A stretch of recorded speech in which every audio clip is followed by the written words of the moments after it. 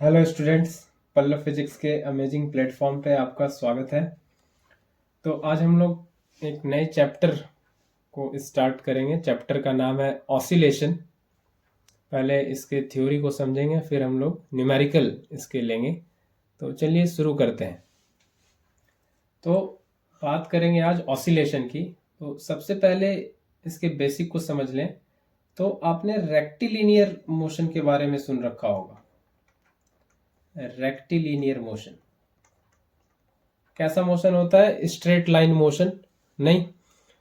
Rectilinear motion कैसा होता है? स्ट्रेट लाइन मोशन, है ना, रेक्टिलिनियर। आपने प्रोजेक्टाइल मोशन के बारे में सुन रखा होगा, इनफैक्ट पढ़ा भी होगा, और मैंने भी अपने चैनल पे पढ़ाया है, आप पढ़ भी सकते हैं वहां जाके। प्रोजेक्टाइल मोशन, तो ये ऐसा कुछ प्रोजेक्टाइल मोशन आपने देख रखा होगा, सुन रखा होगा। ये एंगल ऑफ, ये इसको प्रोजेक्ट किए बॉडी को, ये इस तरह से, ये इस तरह से, इस तरह से प्रोजेक्टाइल मोशन, ये इस तरह से, ये प्रोजेक्शन दिए, और ये जो है ये इस तरह से, है ना, ये प्रोजेक्टाइल मोशन यहाँ आके कंप्लीट हुआ। तो आपने ये प्रोजेक्टाइल मोशन भी पढ़ रखा होगा। लेकिन इस दोनों मोशन में क्या खास बात है कि जैसे स्ट्रेट लाइन मोशन में आपने पार्टिकल को एक बार थ्रो किया यहाँ से, और ये चल के यहाँ आ गया इस जगह पे, और प्रोजेक्टाइल में भी पार्टिकल को यहाँ से थ्रो किया और ये पार्टिकल यहाँ पे चल के यहाँ पे आ गया, है ना। ये जो रेंज होता है, ये इसको रेंज कहते हैं प्रोजेक्टाइल मोशन में, है ना। ये इसको सर्टेन एंगल ऑफ प्रोजेक्शन दिया, और ये पार्टिकल जो है यहाँ पे आके वापस से वर्टिकल डिस्प्लेसमेंट 0 हो गया और वहीं पे आके पहुंच गया वापस से। लेकिन इस दोनों ही मोशन में पार्टिकल जो है अपने इनिशियल पोजीशन पे वापस नहीं जा सकता। यहाँ भी ये पार्टिकल अपने इनिशियल पोजीशन पे वापस नहीं जा सकता, मतलब मोशन को रिपीट नहीं कर सकता खुद से। नहीं, ये यहाँ पे आ गया वापस, यहाँ पे खुद से नहीं जा सकता, मोशन को रिपीट नहीं कर सकता। तो ये दोनों मोशन कैसा है? ये दोनों है non repetitive motion.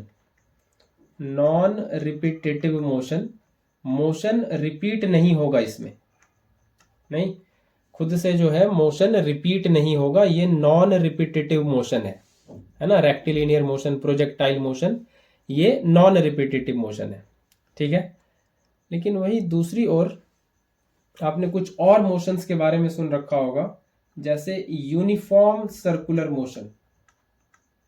Uniform circular motion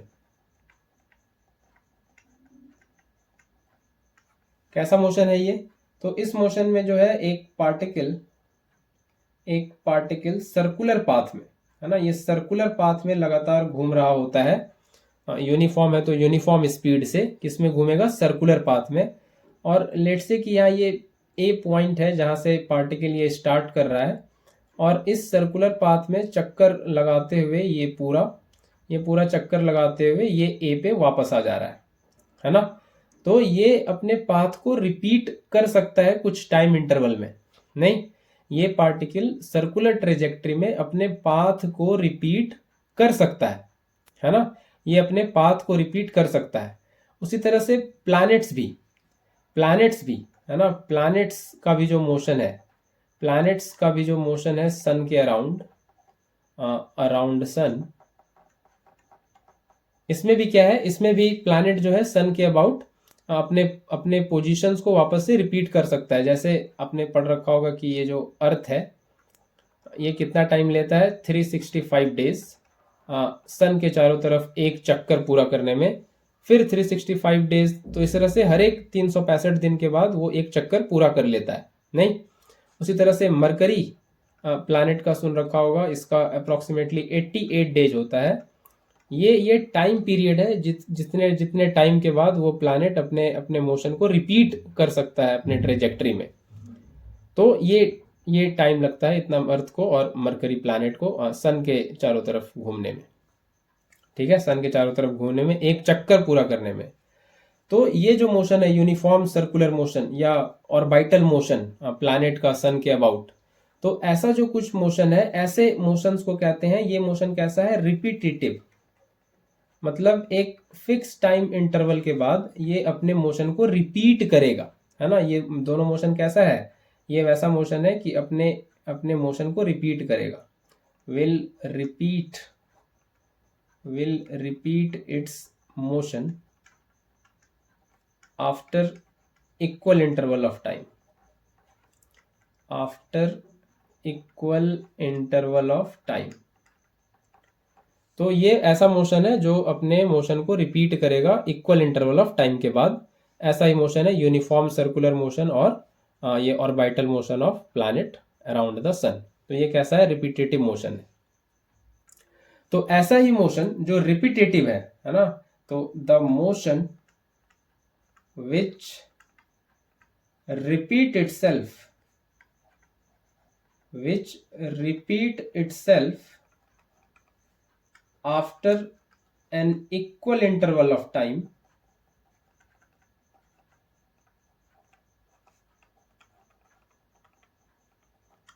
such motion are periodic motion, such motion are periodic motion।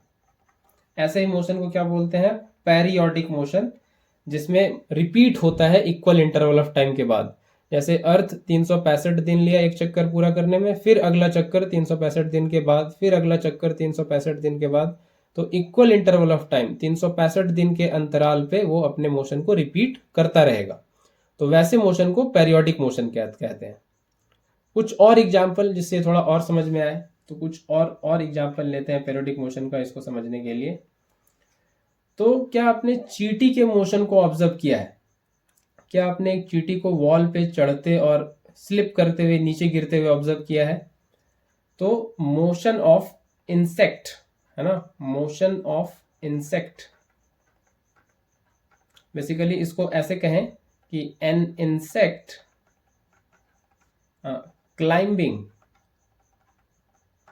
climbing a wall and slipping and falling down from a height again and again। तो क्या आपने चींटी के मोशन को देखा है? तो चींटी दीवार पे कुछ हाइट तक चढ़ी, स्लिप कर गई, फिर नीचे, फिर वो ऊपर चढ़ती है, फिर कुछ हाइट तक चढ़ी, फिर नीचे, नहीं। तो वो अपने मोशन को लगातार रिपीट कर रही है।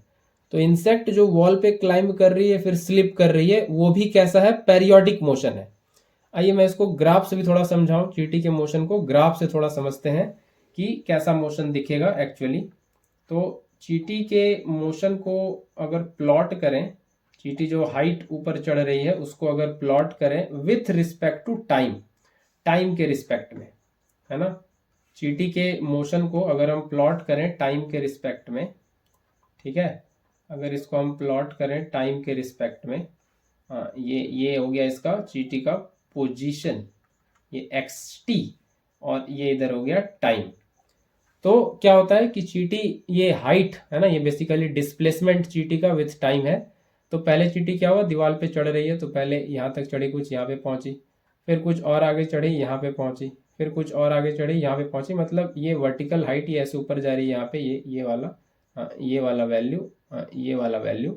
तो ये कुछ चींटी जो है कुछ हाइट ये ऊपर चढ़ के यहाँ पे आ गई, यहाँ पे, ठीक है। फिर यहाँ से चींटी स्लिप करके नीचे आ रही है, तो ये स्लिप करके कुछ नीचे आ गई, ये फिर कुछ स्लिप करके नीचे आ गई, और फिर ये फाइनली ग्राउंड पे आ गई। तो ये चींटी यहाँ से फिर कुछ स्लिप करके ये इस तरह से नीचे आ गई। फिर वो एक बार ट्राई कर रही है, फिर ऊपर चढ़ती है, तो फिर ये ऊपर चढ़ी, फिर यहाँ पे आई, फिर ऊपर चढ़ी, फिर यहाँ पे, फिर ऊपर चढ़ी, फिर यहाँ पे। तो ये चींटी कुछ इस तरह से फिर ऊपर, फिर ये स्लिप करके फिर नीचे, फिर यहाँ पे, फिर यहाँ पे, और फिर वापस से ग्राउंड पे। तो ये फिर नीचे, है ना। फिर ये ऊपर चढ़ सकती है, तो फिर वापस से ऊपर, अगेन ऊपर, और अगेन ऊपर, ये फिर से ऊपर, फिर ये यहाँ से स्लिप करके वापस नीचे, नहीं, फिर यहाँ से ये स्लिप करके वापस से नीचे। तो चींटी के वॉल पे, चींटी के मोशन को वॉल पे देखें कि वो ऊपर चढ़ रही है और स्लिप करके नीचे गिर रही है। तो ये कुछ इस तरह से, ये ग्राफिकल रिप्रेजेंटेशन उसके डिस्प्लेसमेंट का टाइम के रिस्पेक्ट में ऐसा कुछ प्लॉट होगा। और ये प्लॉट कुछ ऐसा दिखेगा। तो यहाँ पे देखें कि ये ऊपर जाने का टाइम, फिर ये नीचे आने का टाइम, फिर ये ऊपर जाने का टाइम, फिर ये नीचे आने का टाइम। तो इसको हम यहाँ से यहाँ तक कह सकते हैं, ये इतना जो है ये हो गया चींटी का टाइम पीरियड, है ना। ये चींटी का क्या हो गया, टाइम पीरियड। ये ऊपर चढ़ रही है, नीचे आई, फिर ये ऊपर चढ़ रही है, फिर नीचे, ये भी क्या हो गया, कैपिटल टी, ये टाइम पीरियड, ये इतना, है ना। तो चींटी के मोशन के बारे में हम ये कह सकते हैं कि ये इक्वल इंटरवल ऑफ टाइम के बाद अपने मोशन को रिपीट कर रही है। ये टी टाइम के बाद, है ना, यहाँ से यहाँ तक ये टी टाइम के बाद ये चढ़ी, फिर नीचे, फिर ये टी टाइम के बाद फिर रिपीट वही हो रहा है, ये चढ़ी, ये नीचे, नहीं, फिर ये रिपीट हो रहा है, फिर ये ऊपर, फिर नीचे, टी टाइम के बाद। तो इक्वल टाइम इंटरवल टी के बाद चींटी अपने मोशन को रिपीट कर रही है और इस तरह से कुछ उसका मोशन दिखेगा। आइए मैं दूसरे एग्जाम्पल से इसको और समझाता हूं। आपने बचपन में बॉल को फेंका होगा ग्राउंड पे और हाथ पे वापस लिया होगा, यानी कि वो बॉल बाउंसिंग वाला गेम, है ना, बाउंसिंग अ बॉल। ये दूसरा एग्जाम्पल लेके समझ रहे हैं पीरियोडिक मोशन को। Bouncing a ball of the ground and catching with palm, ये गेम आपने बहुत खेला होगा बचपन में, है ना। बॉल को फेंका ग्राउंड पे, फिर वापस से अपने हाथ में लिया, फिर फेंका, फिर वापस से हाथ में लिया। तो वो भी कैसा मोशन है, वो भी पेरियोडिक मोशन है ना। बॉल को ग्राउंड पे फेंकना, हाथ में लेना, फिर फेंकना, फिर हाथ में लेना, ये कैसा मोशन है, ये भी पेरियोडिक है। तो इसको भी ग्राफिकली थोड़ा समझते हैं कि ये कैसा दिखेगा। तो आइए इसको भी समझ लेते हैं कि ये ग्राफिकल प्लॉट जब इसका लेंगे तो ये कैसा दिखेगा, ये डिस्प्लेसमेंट और ये टाइम। तो बॉल सबसे पहले मेरे हाथ में है ना, मेरे हाथ पे है, मतलब ये ग्राउंड से, ये ग्राउंड यहाँ पे ये ओरिजिन है, मतलब यहाँ पे ये ग्राउंड कह दें इसको। तो ग्राउंड से कुछ ऊपर होगा, हाथ मेरा ग्राउंड से ऊपर है, नहीं, तो यहाँ पे कुछ हाइट पे, यहाँ पे कह दें, यहाँ पे मेरा हाथ है ना, यहाँ पे मेरा हाथ है, यहाँ पे, यहाँ से, है ना, कुछ ऊंचाई पे होगा ग्राउंड से मेरा हाथ। वहां से बॉल को फेंक रहे हैं और फिर वापस से मेरे हाथ पे आ रहा है। तो इसका ग्राफ कुछ ऐसा प्लॉट होता है। ये इस तरह से, ये इस तरह से थोड़ा पैराबोलिक जैसा, ये इस तरह से कुछ पैराबोलिक कर्व बनेगा, है ना। यहाँ से ये इस तरह से कुछ, और ये यहाँ से वापस ये इस तरह से कुछ पैराबोलिक कर्व बनेगा, है ना। फिर यहाँ से ये कुछ इस तरह से पैराबोलिक, और फिर यहाँ से ये जमीन से बाउंस हो गए, फिर मेरे हाथ में वापस, है ना। फिर ये जमीन पे ऐसे टकराएगा ऐसे, और फिर यहाँ से फिर मेरे हाथ में वापस। तो ये कुछ पैराबोलिक कर्व यहाँ से बनता रहेगा, नहीं। तो यहाँ से पहले फेंके तो यहाँ पे ये ग्राउंड पे आया जी, फिर यहाँ मेरे हाथ में आ गया एच, फिर ये ग्राउंड पे आया जी, फिर ये मेरे हाथ पे आया एच, फिर ग्राउंड पे आया जी, और फिर मेरे हाथ पे आया एच। तो ये कुछ पैराबोलिक, है ना, कैसा कर्व है ये, पैराबोलिक। ये कुछ पैराबोलिक कर्व इस तरह से बनेगा। तो ये भी क्या है, पेरियोडिक मोशन है। इसका टाइम पीरियड कहाँ से कहाँ तक है, कहाँ से रिपीट हो रहा है, तो ये मेरे हाथ से फिर मेरे हाथ तक, है ना, ये एक टाइम हुआ।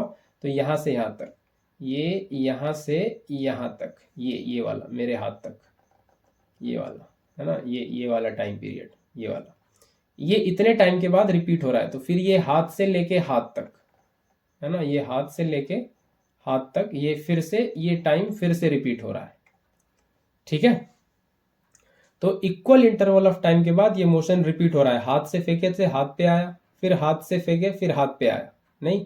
तो ये जो टाइम इंटरवल है ये वाला सेम है, ये वाला टाइम इंटरवल सेम है।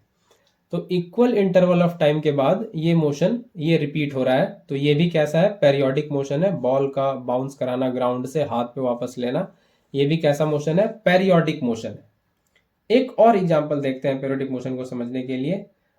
एक और एग्जांपल देखते हैं। ये एग्जांपल क्या है कि एक बच्चा जो है ना, एक बच्चा जो है वो चढ़ रहा है, सीढ़ी पे चढ़ रहा है और फिर वापस उतर रहा है। तो ये एग्जांपल है, ए boy climbing up a step. ये बॉय है, बॉडी नहीं, ये बॉय है, एक बच्चा है। तो उसी के मोशन को समझ रहे हैं। A boy climbing up a step and coming down again.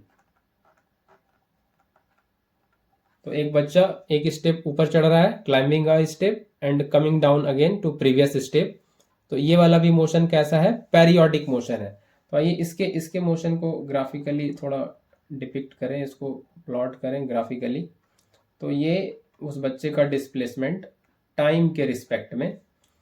तो ये बच्चा पहले यहाँ पे ये ग्राउंड पे पड़ा हुआ है, इसको मैं रेड कलर से दिखाऊं तो थोड़ा समझ में आएगा। ये बच्चा पहले यहाँ पे ये ग्राउंड पे इस तरह से खड़ा हुआ है ना। ये क्या कर रहा है, एक स्टेप ऊपर चढ़ रहा है। तो ये एक स्टेप ऊपर चढ़ा, ठीक है, ये एक स्टेप ऊपर चढ़ा, ये एक स्टेप ऊपर चढ़ गया इस तरह से, ठीक है, ये एक स्टेप ऊपर चढ़ गया, ये एक स्टेप इस तरह से ऊपर चढ़ गया और वहां पे थोड़ी देर रहा, ठीक है, और फिर नीचे। फिर ये बच्चा ये ग्राउंड पे रहा, फिर एक स्टेप ऊपर, फिर एक स्टेप ऊपर, फिर वहां पे थोड़ी देर रहा, फिर वापस नीचे। तो एक स्टेप वो क्लाइंब अप कर रहा है, फिर डाउन आ रहा है, फिर यहाँ पे ये थोड़ी देर रहा, फिर एक स्टेप ऊपर, वहां पे थोड़ी देर रहा, फिर नीचे, ठीक है। तो ये भी कैसा है, ये भी पेरियोडिक है ना। वो एक स्टेप क्लाइंब अप कर रहा है, फिर नीचे आ रहा है, फिर एक स्टेप क्लाइंब अप कर रहा है, फिर नीचे आ रहा है, एक स्टेप क्लाइंब अप कर रहा है, फिर नीचे आ रहा है। तो यहां भी motion equal interval of time के बाद रिपीट हो रहा है, अगर आप ध्यान से देखें तो। यहां से यहां तक है ना, यहां से ये स्टार्टिंग से जो नीचे था पहले और ये जो ऊपर जितनी देर था यहां तक क्या हुआ, ये मोशन रिपीट है। फिर आगे देखें, फिर ये नीचे आ गया यहां से, तो यहां से फिर ऊपर वाले तक ये टी टाइम पीरियड तक रहा, फिर यहां से ये ऊपर वाले तक ये नीचे आ गया, फिर यहां से ये अगले ऊपर वाले तक इतने टाइम पीरियड तक रहा ऊपर। तो ये इक्वल टाइम इंटरवल के बाद ये मोशन क्या हो रहा है, लड़के का रिपीट हो रहा है। तो एक लड़का जो एक स्टेप ऊपर चढ़ रहा है और नीचे आ रहा है, ये कैसा मोशन है, ये भी है पेरियोडिक मोशन। ये भी कैसा है, पेरियोडिक मोशन, ठीक है। तो ये सारा एग्जाम्पल मैंने आपको दिया ये बात को अच्छे से समझाने के लिए कि पेरियोडिक मोशन क्या है। तो ये एक वैसा मोशन है जिसमें पार्टिकल का मोशन जो है इक्वल इंटरवल ऑफ टाइम के बाद रिपीट होता है, और ऐसे ही मोशन को हम लोग क्या कहते हैं, पेरियोडिक मोशन कहते हैं। तो आई होप इतने इलस्ट्रेशन के बाद आपको पेरियोडिक मोशन क्लियर हुआ होगा, ठीक है। तो आगे हम लोग अब बढ़ चलते हैं, पेरियोडिक मोशन से आगे बढ़ते हैं और बात करते हैं। पेरियोडिक मोशन में ही थोड़ा आगे जाके हम लोग अब बात करेंगे ऑसिलेशन की, है ना। ऑसिलेशन भी पेरियोडिक मोशन है, लेकिन वो कैसे अलग है पहले एग्जाम्पल से बताएं। तो हम लोग अब बात करेंगे ऑसिलेशन की। तो ऑसिलेशन पे बात करने से पहले आपने कुछ मोशंस को जरूर अब तक देखा होगा कहीं ना कहीं। तो पहला मोशन स्कूल में काफी देखा होगा, पेंडुलम का मोशन। क्या आपने पेंडुलम के मोशन को देखा है, पेंडुलम के ऑसिलेशन को देखा है, पेंडुलम के बैक एंड फोर्थ मोशन को देखा है, ये आगे पीछे मोशन इसका। क्या आपने पेंडुलम के मोशन को देखा है, क्या आपने झूले के मोशन को देखा है, झूले के मोशन को देखा है, क्या आपने झूले के मोशन को देखा है।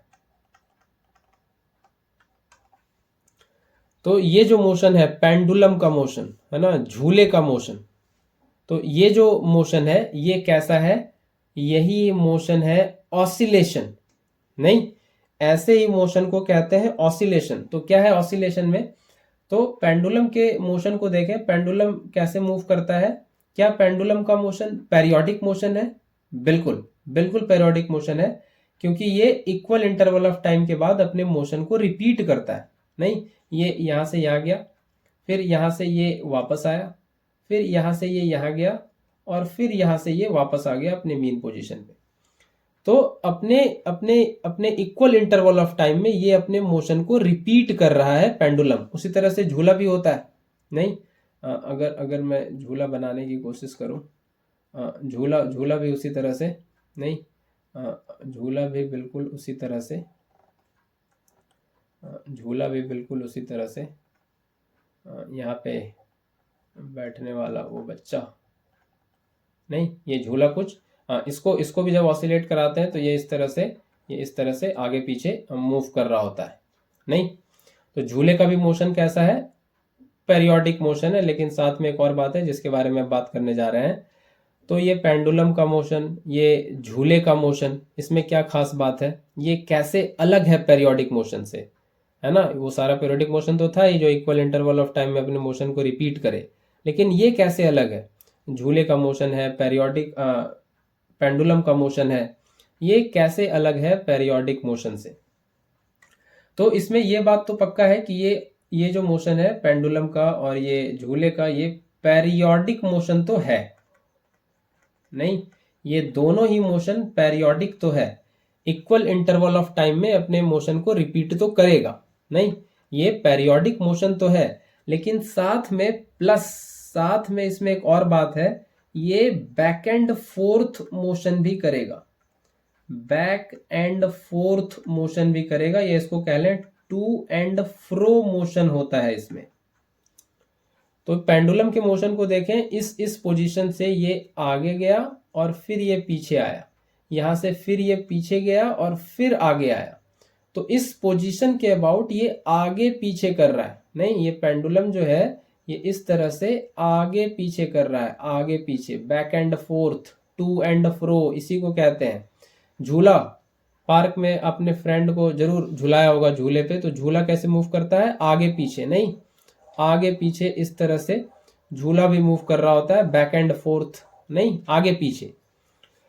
तो ऑसिलेशन पेरियोडिक मोशन तो है, लेकिन साथ में उसमें टू एंड फ्रो नेचर भी होना चाहिए, मतलब वो आगे पीछे भी होना चाहिए, बैक एंड फोर्थ मोशन भी उसमें होना चाहिए। तो ऑसिलेशन को हम कहते हैं क्या, oscillation to and fro periodic motion है। ऑसिलेशन क्या है, to and fro periodic motion या back and forth periodic motion.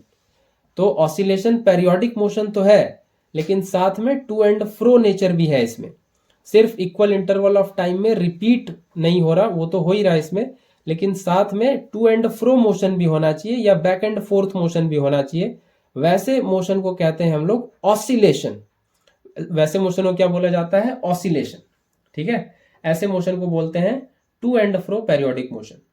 ठीक है, तो पेरियोडिक मोशन जो आपने देखा अभी कि इक्वल इंटरवल ऑफ टाइम में रिपीट हो रहा है, उससे बस क्या डिफरेंस है इसमें, उसमें बस ये डिफरेंस है कि यहाँ पे बैक एंड फोर्थ मोशन भी हो रहा है, आगे पीछे ये मूव कर रहा है ना। पेरियोडिक तो है, पेरियोडिसिटी इसमें भी है, ऑसिलेशन में बिल्कुल पेरियोडिसिटी है, लेकिन साथ में टू एंड फ्रो नेचर भी है इसमें। ठीक है, तो ऐसे मोशन को हम लोग ऑसिलेशन कहते हैं। तो ऑसिलेशन में पेरियोडिसिटी भी होगी और साथ में टू एंड फ्रो मोशन भी होगा। ठीक है, ऑसिलेशन में टू एंड फ्रो मोशन भी होगा पेरियोडिसिटी के साथ। तो आई होप ऑसिलेशन आपको समझ आया होगा। तो पेरियोडिक होना चाहिए और साथ में टू एंड फ्रो नेचर भी होना चाहिए। ठीक है, आगे आगे बढ़ते हैं, इसमें ऑसिलेशन को थोड़ा और समझते हैं। और भी बहुत जगह आपने ऑसिलेशन ऑब्जर्व किया होगा, जैसे म्यूजिकल इंस्ट्रूमेंट जैसे सितार या गिटार, इसके स्ट्रिंग को जब आप अनप्लग करते हैं, इसके स्ट्रिंग को जब अनप्लग करते हैं, तो ये स्ट्रिंग को जब अनप्लग करके आप छोड़ दें तो ये भी क्या करने लगता है, ये भी ऑसिलेट करने लगता है नहीं, ये भी क्या करने लगता है, ये भी ऑसिलेट करने लगता है। और भी बहुत सारा एग्जाम्पल है ऑसिलेशन को समझने के लिए। सेकिंग द ब्रांच ऑफ ट्री, है ना, किसी ट्री के ब्रांच को सेक कर दें और फिर उसके मोशन को देखें, वो भी कैसा है, वो भी ऑसिलेशन ही है ना, वो भी क्या है, वो भी ऑसिलेशन ही है। इस तरह का काफ़ी और भी बहुत सारा एग्जाम्पल आपको मिल जाएगा पढ़ने लिखने को, पढ़ने को समझने को, है ना, काफ़ी इसी तरह का बहुत सारा एग्जाम्पल मिल जाएगा। तो ऑसिलेशन में बेसिकली इतना बात ध्यान रखना है कि ये to and fro periodic motion है, पेरियोडिसिटी के साथ टू एंड फ्रो नेचर भी होना चाहिए। तो हम अब ये कह सकते हैं कि जितना भी ऑसिलेटरी मोशन है, all oscillatory motion, all oscillatory motion are periodic in nature, but all periodic motion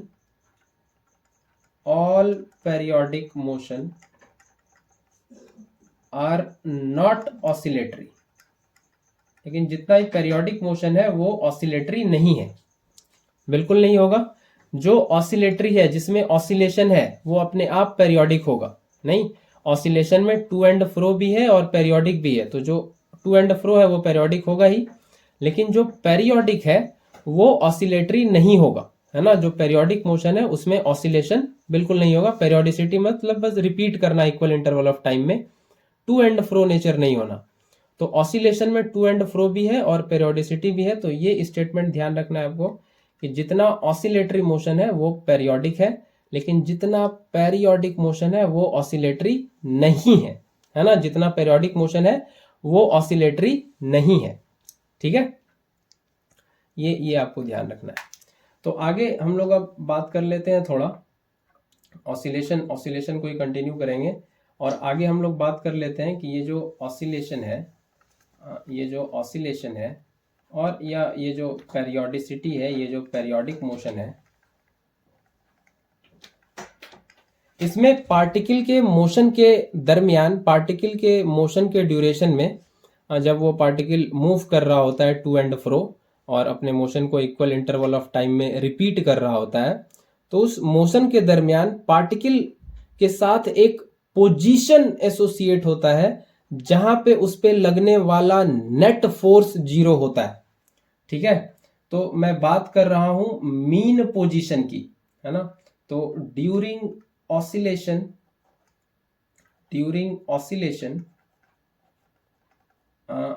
there is a position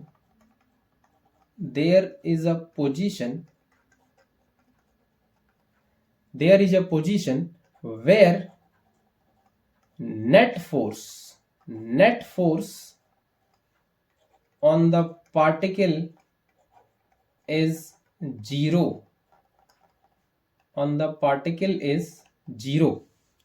ठीक है। मतलब उस पोजीशन पे अगर पार्टिकल को छोड़ दिया जाए तो हमेशा वो वहीं पे रह जाएगा। तो जब पार्टिकल ऑसिलेशन कर रहा है या जब पार्टिकल पेरियोडिक मोशन में है ना, तो उस दरमियान एक पोजीशन आता है, उसके मोशन के दरमियान कहीं पे एक पोजीशन आएगा जहां पे उस पार्टिकल पे लगने वाला नेट फोर्स जीरो होगा, और उसी को हम कहते हैं मीन पोजीशन। उसी को क्या बोला जाता है? मीन पोजीशन, ठीक है, मीन पोजीशन। और हम इसी पोजीशन के रिस्पेक्ट में पार्टिकल के ऑसिलेशन को, पार्टिकल के मोशन को समझेंगे। तो मीन पोजीशन क्या है? तो ये वो पोजीशन है जहां पे पार्टिकल पे लगने वाला नेट फोर्स जीरो होता है, ठीक है। तो जब पार्टिकल ऑसिलेशन में है तो ऑसिलेशन के दरमियान उस पार्टिकल के किसी एक पोजीशन पे, ये एक पोजीशन आता ही है जहां पे उस पे लगने वाला नेट फोर्स जीरो होता है, ठीक है। और वो उस पोजीशन में, इसको और दूसरा नाम भी कहते हैं कि वो इक्विलिब्रियम में है।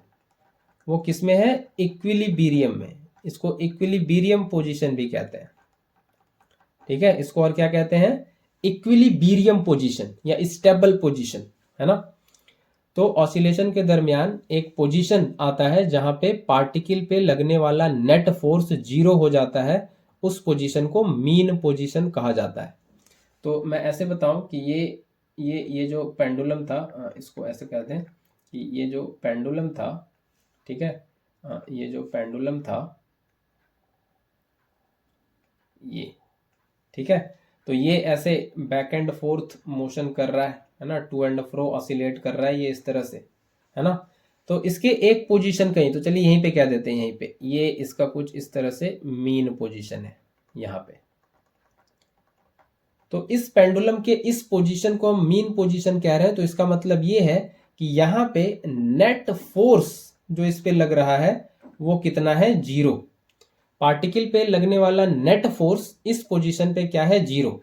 नेट फोर्स जीरो है, इसका मतलब एक्सेलरेशन भी है जीरो, क्योंकि नेट फोर्स होता है मास इनटू एक्सेलरेशन। मास तो जीरो हो नहीं सकता, तो क्या जीरो होगा? Acceleration.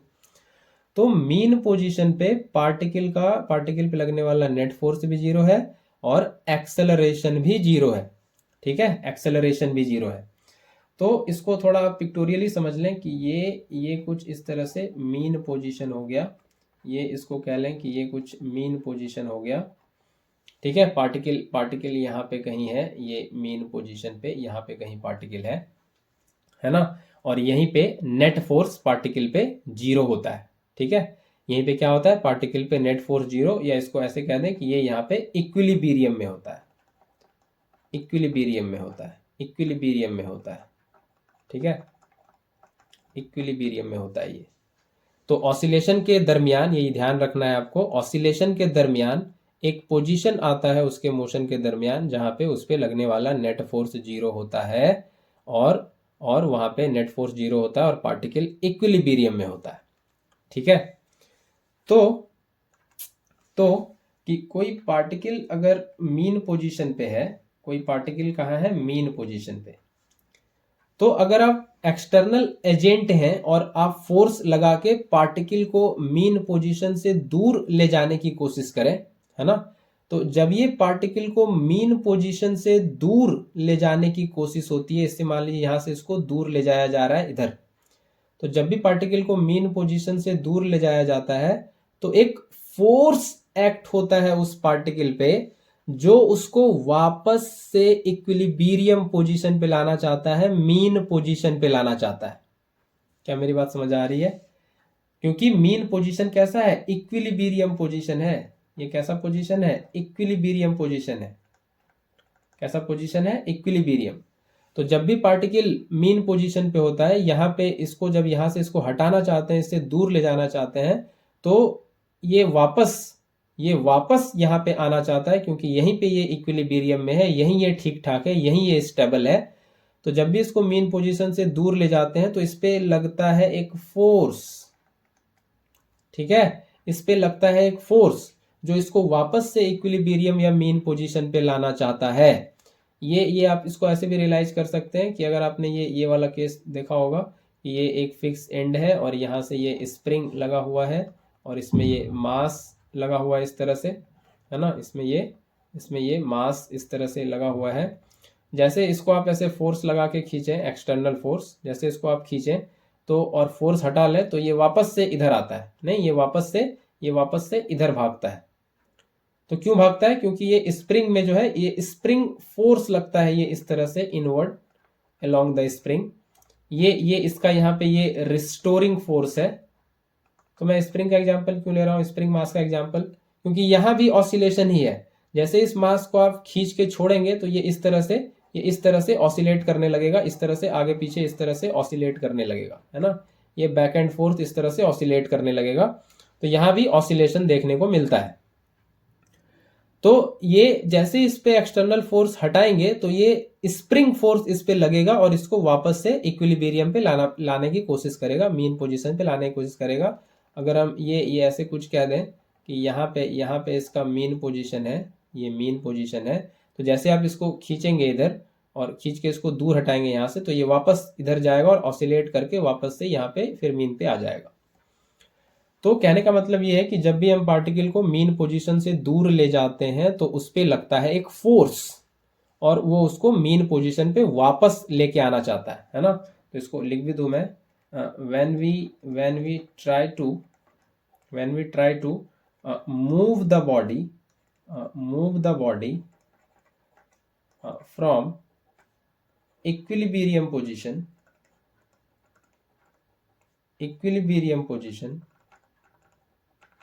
a force comes into play which tries to bring the body back to equilibrium position या back to mean position। और ऐसा क्यों करता है, क्योंकि वहीं पे वो खुश है ना, इक्विलिब्रियम में सब लोग खुश होते हैं, उसी तरह से पार्टिकल भी खुश है अपने इक्विलिब्रियम पोजीशन पे, यहीं पे वो खुश है ना, यही मेन पोजीशन, यहीं पे वो खुश है। तो फोर्स लग के वहीं पे उसको वापस लाना चाहता है, ठीक है। तो एक फोर्स लगता है और वहीं पे उसको वापस लाना चाहता है, ठीक है। तो जैसे स्प्रिंग में देखें, आपने देखा होगा स्प्रिंग लॉज ऑफ मोशन में, वर्क पावर एनर्जी में स्प्रिंग के बारे में आपने काफी पढ़ रखा है। अब तो ये तो ऑसिलेशन अब लास्ट का चैप्टर है, बिल्कुल सेकेंड लास्ट। तो इस मास पे फोर्स स्प्रिंग वाले सिस्टम में, है ना, मैं थोड़ा स्प्रिंग वाले सिस्टम से रिलेट करके बताऊं। ये स्प्रिंग मास सिस्टम अगर आपको याद हो तो जैसे आप स्प्रिंग मास को खींचते हैं तो इस पे जो स्प्रिंग फोर्स लगता है, रिस्टोरिंग फोर्स, स्प्रिंग फोर्स, वो कितना होता है? वो होता है -kx। क्या आपको याद है? ये होता है -kx, नहीं, ये होता है -kx। उसी तरह का कुछ यहाँ भी ऑसिलेशन में भी कुछ वैसा ही फोर्स लगता है, जैसे स्प्रिंग फोर्स रिस्टोर करना चाहता है, उसी तरह यहाँ पे भी एक फोर्स लग के इसको मीन पोजीशन पे लाना चाहता है। और ये फोर्स कितना है?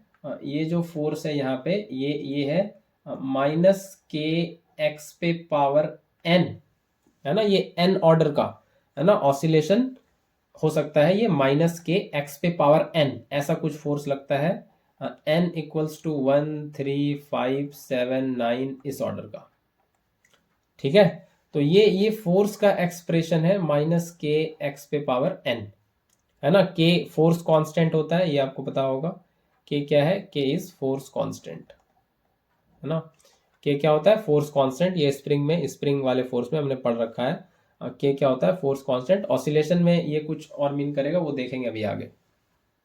ठीक है, ऑसिलेशन में क्या इसको करेंगे, क्या बोलेंगे, वो सब समझेंगे आगे। पहले अभी ये पहले सिंपल सिंपल समझे, बिल्कुल स्प्रिंग की तरह, स्प्रिंग फोर्स की तरह। ये -kx पे पावर n, ठीक है, ये -kx पे पावर n यही हो जाएगा, है ना, ये -kx पे पावर n। और ये जो x है ना, ये x है। x क्या है? x है डिस्प्लेसमेंट, है ना, displacement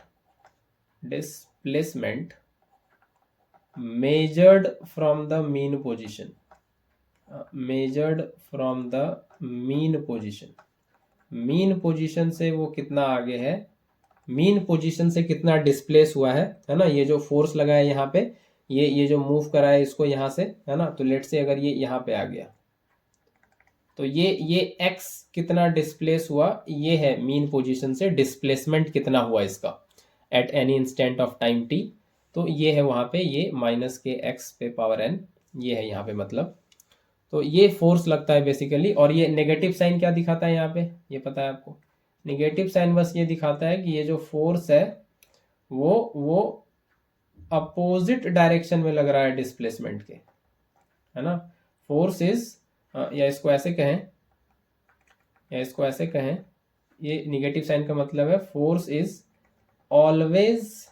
always directed towards the mean position, towards the mean position. ठीक है, मतलब कहने का मतलब ये है कि आपने इसको इधर डिस्प्लेस कराया, x इधर दिया, तो फोर्स किधर लग रहा है? इधर, डिस्प्लेसमेंट के बिल्कुल अपोजिट डायरेक्शन में। इसको इधर डिस्प्लेस करने की कोशिश किया, तो फोर्स किधर लगेगा? इधर, है ना, फोर्स किधर लगेगा? इधर। तो ये कहने का मतलब है निगेटिव साइन इसीलिए वहां पे आपको दिख रहा है कि फोर्स जिधर डिस्प्लेसमेंट है उसके हमेशा अपोजिट डायरेक्शन में है, बिल्कुल, है ना। तो ये फोर्स का ये मतलब है, ठीक है, ये फोर्स का ये मतलब है। तो x मीन पोजीशन से हमेशा लेते हैं, और फोर्स जो लगता है x के बिल्कुल अपोजिट मीन पोजीशन की तरफ डायरेक्टेड होता है ये। तो ये ऑसिलेशन का ये मतलब है ना, ये ऑसिलेशन का मतलब है। तो ऑसिलेशन के बारे में मैंने इतना बताया, ठीक है। और इसी x को अगर आप 0 रख देते हैं यहाँ पे, तो f क्या हो जाएगा? f भी 0 बन जाएगा। x 0 रखने का क्या मतलब है? कोई डिस्प्लेसमेंट नहीं है। x 0 का क्या मतलब है? मीन पोजीशन पे है आप, बिल्कुल। x 0 का क्या मतलब है? आप मीन पोजीशन पे, और मीन पोजीशन पे नेट फोर्स क्या होगा? 0। और आप किस में होंगे? इक्विलिब्रियम में। आप मतलब पार्टिकल किस में होगा? इक्विलिब्रियम में, है ना। ये मतलब है, ये मतलब है इसका ऑसिलेशन का, ठीक है, ये मतलब है ऑसिलेशन का। इसी यहाँ पे जो दिख रहा है आपको f इक्वल टू -kx पे पावर n, इसी n को जब हम 1 ले लेते हैं तो ये हो जाता है f इक्वल टू -kx। जब इसी n को 1 ले लेते हैं तो f क्या हो जाता है? -kx। और इसी को हम लोग कहते हैं, इसी को हम लोग क्या कहते हैं कि ये ऑसिलेशन जो है यही है SHM, मतलब simple harmonic motion, simple harmonic motion. तो n का वैल्यू 1 होते हुए ये ऑसिलेशन, तो एसएचएम को ऐसे भी कहते हैं, एसएचएम क्या है, ये है सिंपलेस्ट ऑसिलेटरी मोशन, ये सिंपलेस्ट ऑसिलेटरी मोशन है। तो n का वैल्यू सबसे कम रखे हैं, n का वैल्यू 1 रखे हैं, तो ये ऑसिलेशन कैसा हो गया, सिंपल। और इसी को फिर हम लोग कहने लगते हैं सिंपल हार्मोनिक मोशन, है ना, इसी को क्या कहते हैं, सिंपल हार्मोनिक मोशन। ठीक है, तो ये इसी को हम लोग यूज करेंगे और आगे सब कुछ इवेलुएट करेंगे आगे आने वाले लेक्चर्स में। तो यहां से हम लोग अब आगे बढ़ेंगे F इक्वल टू -kx से। तो ये है एसएचएम, सिंपल हार्मोनिक मोशन। तो ऑसिलेटरी मोशन का सिंपलेस्ट केस, n का पावर 1 लेंगे, सबसे सिंपल वाला पावर। तो ये है सिंपलेस्ट ऑसिलेटरी मोशन या सिंपल हार्मोनिक मोशन। इसी को हम लोग पढ़ेंगे अब आगे के लेक्चर्स में, और यहीं से बात आगे बढ़ेगी। F इक्वल टू -kx से हम लोग अब आगे प्रोसीड करेंगे और वेलोसिटी, एक्सेलरेशन, ये सब इवेलुएट करेंगे। आज के लिए इतना ही।